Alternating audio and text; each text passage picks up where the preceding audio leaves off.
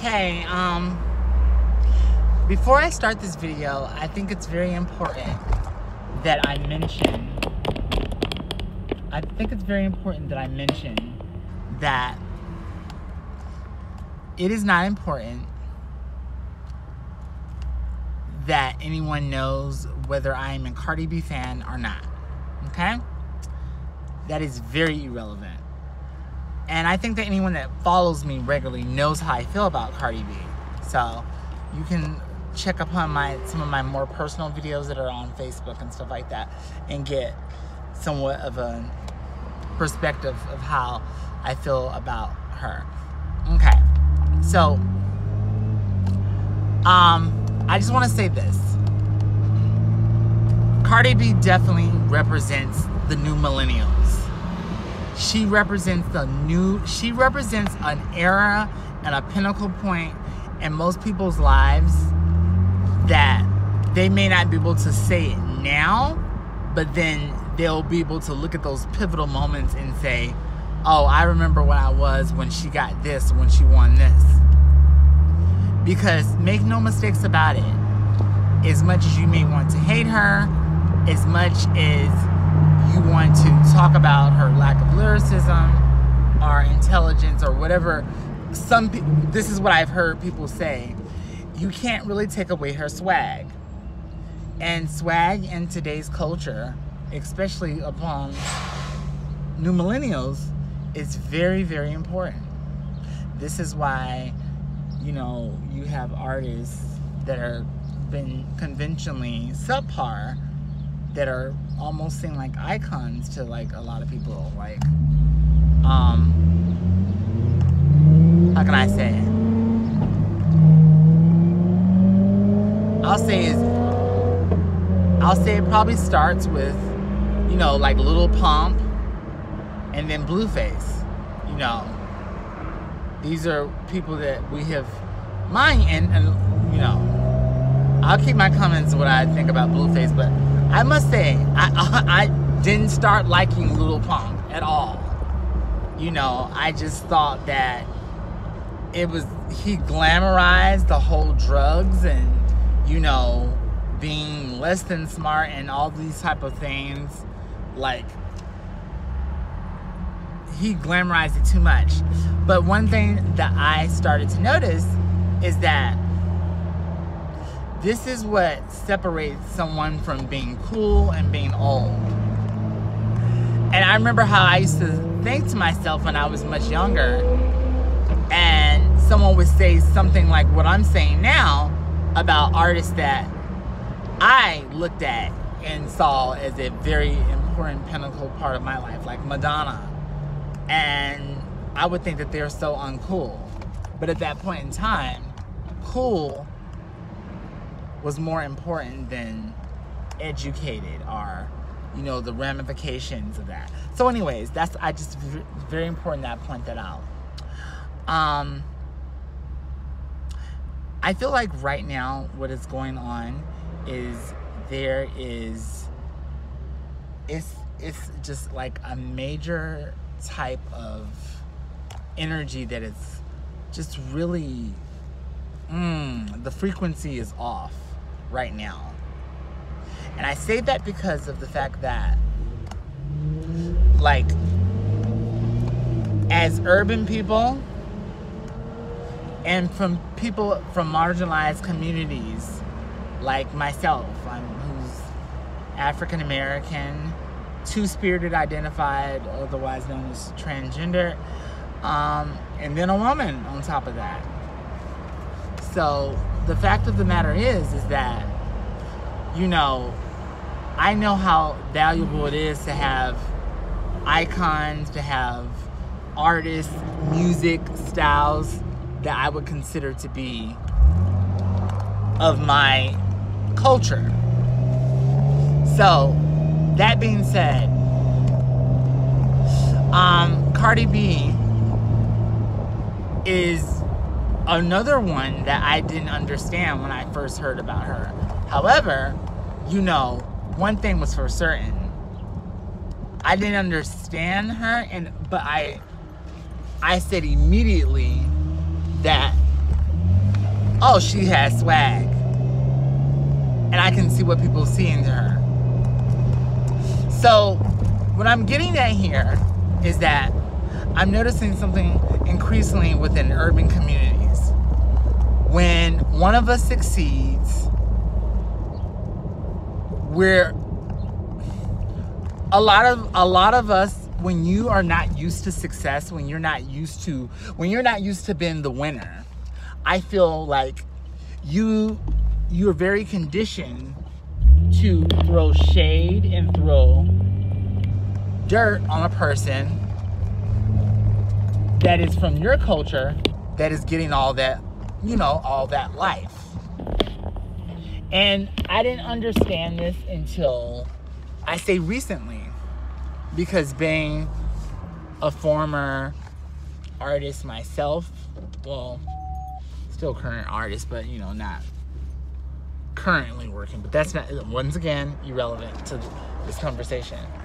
The fact of the matter is that I never understood why I got so much support when I was doing my art from communities that were outside of my own community. Like, particularly,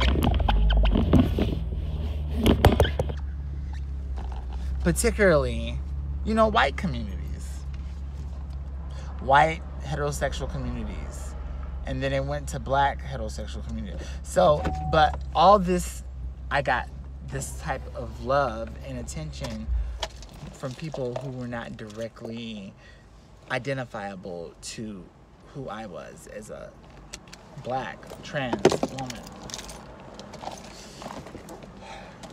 But I start realizing at a very early age too that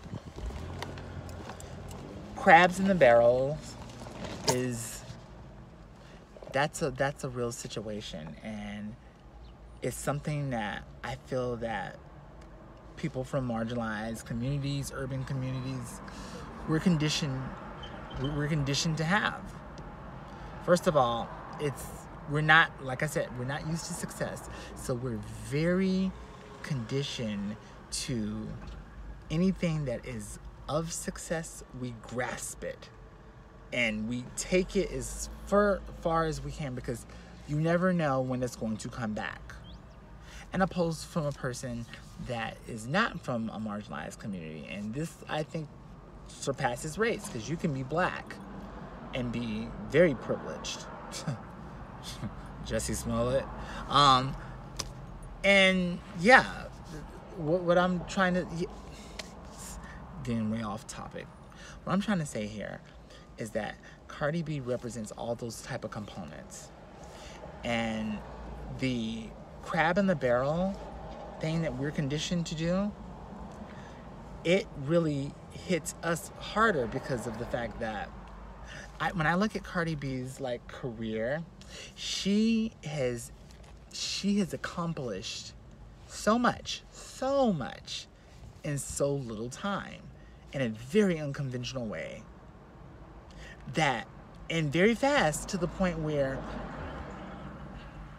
I know there's been a couple people that say, oh shit, she really doing this, but saying, also taking it back and saying, this is not really supposed to be happening. And I'm noticing that we grasp onto that. But one thing that's going on right now is that it is so much hate and so much attempt of eradicating people that I grew up listening to and admiring, and it's not coincidental. It's definitely not coincidental. As much as I disagree with our president, our current president at the time, I will say something. He has opened my mind up because of the fact that I was a former Trump supporter. This was way before anywhere close to the election. But I will say that one of the things that he has done is he pointed out the whole fake news thing. And listen when I say this. When he called CNN fake news and everything like that, I was like, oh my God, this incompetence is just like, is overwhelming. But anyway, but then as time went on, the fake news thing started to ignite something deeper in myself, because I started seeing the effects of conditioned, specific demographic marketing, social marketing. And then I started looking at media differently. I started looking at, you know, how I would see little examples of like how certain stories in the media were just really just like flabbergasted, just like everywhere. And other stories were not so much seen, or not too many platforms covered them. Because I just thought it was just coincidental. But then I started to realize that it's not coincidental. It's very much conditioned. It's very much a way to eliminate itself. And one of the things I've noticed is that here in urban communities, marginalized societies, minorities, we have a crabs in the barrel type of thing. Black folks, you know, gay folks, you know. One of the reasons I'm doing this live here on YouTube is because of the fact that, well, I attempted to do a live on YouTube, but I felt more comfortable doing that because of the fact that I know my followers on YouTube are like below 3, if any at all. And I know I can say my focus without having to read through shady comments of me saying something about, you know, this particular topic, and then people just chiming in to talk about the fact, why aren't you wearing any hair? Why is your kitchen so nasty? You know what I'm saying? Quick to throw shade, slow to throw support. And what I mean by that is that it is so much easier to come in and give no effort and to put someone down heavy and hard, whether the statement is true or not. But it is such a deep and hard effort to come in and give someone props. You know why? Because once again, as I said before, we're conditioned to shade. We're not conditioned to succeeding. So anything that replicates or come close to success, and especially if it's not any of our success, oh, honey, please. Fuck that nigga. Fuck that bitch. I said to myself, okay, I have all these comments of, you know, telling me how to, you know, bitch, I know I am a disarrayment. But I noticed that, like, when one person says something, oh, that kitchen is atrocious, it's like a disease. It builds. And that's the energy that it's sending out. And people don't realize that. People just think it's coincidental, like I used to think. But no, it's the energy. It's like a domino effect. One person says your kitchen's dirty, then everything, all the comments will load up with like, oh, this kitchen's so nasty, and you know, just basically. And you have to have a thick skin to be able to take that type of harsh, like back to back. But yeah, that's I feel like that's one of the ways that we kind of eliminate ourselves, because when I look at someone like Cardi B, she has accomplished so much, and it's just like, what else can you say about her? I mean, she's admitted everything. But here, she's been real. She's kept it real. But here is where I feel that us, as part of cancel culture, we've set this up, and it is not a great thing. you know, this is why there's not too many longevity female rappers. I'm just saying female rappers in the hip hop community, because they let one female rapper come through per decade and shine. One female rapper. But she always has to have an arch nemesis, but it can only be one that is reigning. And you know who puts this all together? Men. Heterosexual, but sexist men, you know. And they put the girls against each other. So then you finally get on top. Okay, you become the first female to get this done. Oh, great. You start to outsell records.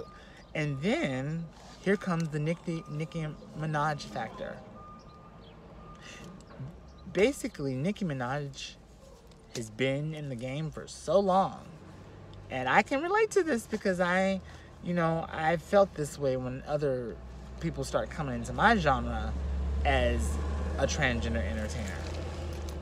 But once again, it's not important if people note that if I'm a Nicki Minaj fan or not. But one thing I did notice, and I will say this, I don't really too much agree with how she came up in the game, you know, with the whole like baiting Lil Kim and everything. But at the same time, I understand.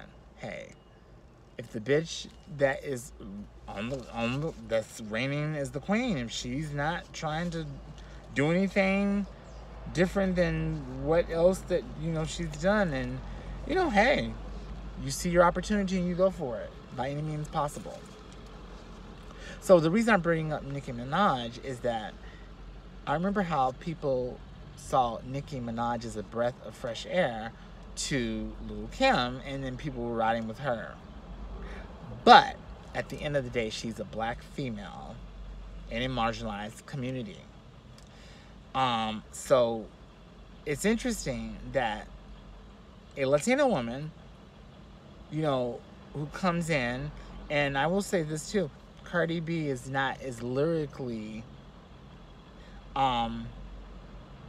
skilled and diverse as Nicki Minaj when it comes to, her style of, spitting.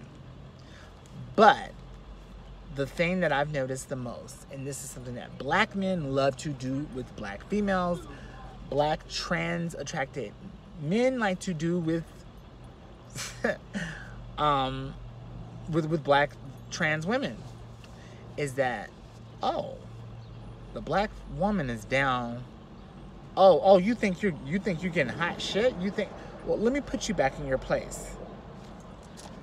When it kind of seemed like Nicki Minaj was like she was on the top of the game, but her lyrics start getting really like cocky, like ain't nobody fucking with me, and nobody was.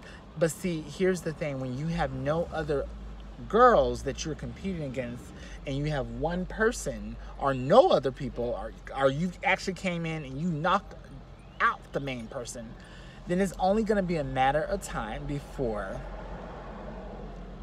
that same thing starts with you. Almost that whole title of like build you up on a pedestal to bring you down. And I believe it. But I believe it mostly happens with urban communities. Because as I'm seeing, and mind you, when I say what I'm going to say, I'm not admitting or defending or excusing anyone's crimes that they may have done. I'm looking more so at the representation of what each thing represents. When I look at how some of these documentaries are conveniently coming out one by one, Whitney Houston's documentary came out last year, didn't show her in a great light, showed her as being really shady. And, not to say that she wasn't or anything like that, but, it really concentrated on that. Because, it's not good enough that, her legacy has to go down and her as having substance abuse. Oh, no. That has too much sympathy. We really want... So then, here goes Bill Cosby, That quintessential American black dad. Oh, you think that is, oh, we're going to take that away from you too. Then here comes Surviving R. Kelly. Quintessential sex symbol, male sex symbol. Oh, well, we're going to take that away from you too. And then here comes Leaving Neverland. And I sometimes feel like Michael Jackson is so much, he represents something to everyone's life. No matter what race you're in, no matter if you like him or not. But at the end of the day, you know, I feel like the powers that be have it conditioned to where, hey, but let's not forget, he's one of you, he's not one of us. So, bam, knock him down too. I'm noticing that this crabs in the barrel type of mentality, it comes back in so many different ways. And the energy of it just basically is overpowering. And it's going to sound lame when I say this, but, you know, coming together and having a unity and, you know, not giving the system, and when I say the system, I feel the system is something that is already, the system is almost like the universe. It's just something that just happens because of the fact that, hey, you know, if this happens, then this will happen out of default. And, hey, Pablo. So, basically, when I look at it like that, I want to be a difference. Yeah, it sounds lame. Oh, let's be positive and everything like that. But, and I used to think it sounded even more lame when people would say, oh, change your energy level, change your energy level. And when I start changing my energy level and looking at things differently, I start getting different results. Yeah, Cardi B, yes, she has been problematic in some people's eyes. I think the most problematic thing is that people will probably see this and they will make a decision if they want to still fuck with her or not. It's her admitting to drugging some dudes and everything like that.